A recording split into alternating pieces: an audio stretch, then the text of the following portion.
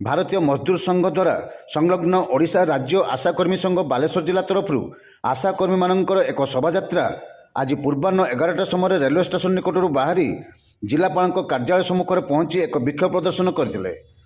ଏହି କାର୍ଯ୍ୟକ୍ରମରେ ଭାରତୀୟ ମଜଦୁର ସଂଘର ରାଜ୍ୟ ସାଧାରଣ ସମ୍ପାଦକ ପୃଥ୍ୱୀରାଜ ପଣ୍ଡା ଯୋଗଦେଇ ଆଶାକର୍ମୀମାନେ ନିର୍ଭୀକ ଭାବରେ ଗ୍ରାମାଞ୍ଚଳରେ ଜନସାଧାରଣଙ୍କ ପାଇଁ ଦିନରାତି କାର୍ଯ୍ୟ କରୁଥିବା ବେଳେ ସେମାନଙ୍କୁ ଉଚିତ ପ୍ରାପ୍ୟ ପ୍ରଦାନ କରାଯାଉନାହିଁ କିମ୍ବା ଅନ୍ୟାନ୍ୟ ସୁବିଧା ପ୍ରଦାନ କରାଯାଉନାହିଁ। ସେଥିପାଇଁ ସରକାର ତୁରନ୍ତ ଓଡ଼ିଶାରେ କାର୍ଯ୍ୟ କରୁଥିବା ଆଶାକର୍ମୀମାନଙ୍କ ଦାବିଗୁଡ଼ିକ ପ୍ରତି ତୁରନ୍ତ ପଦକ୍ଷେପ ନେବା ଦରକାର ବୋଲି କହିଥିଲେ।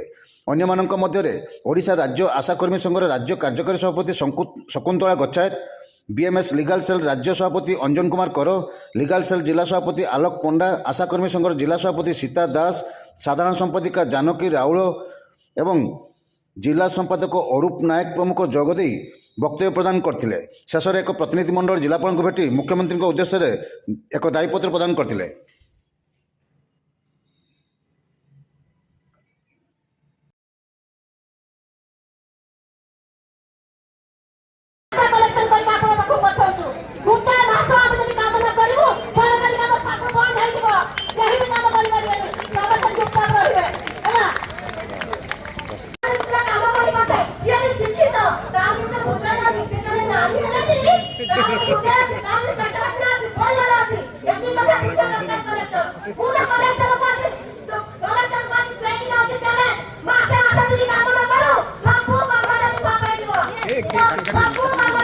Aku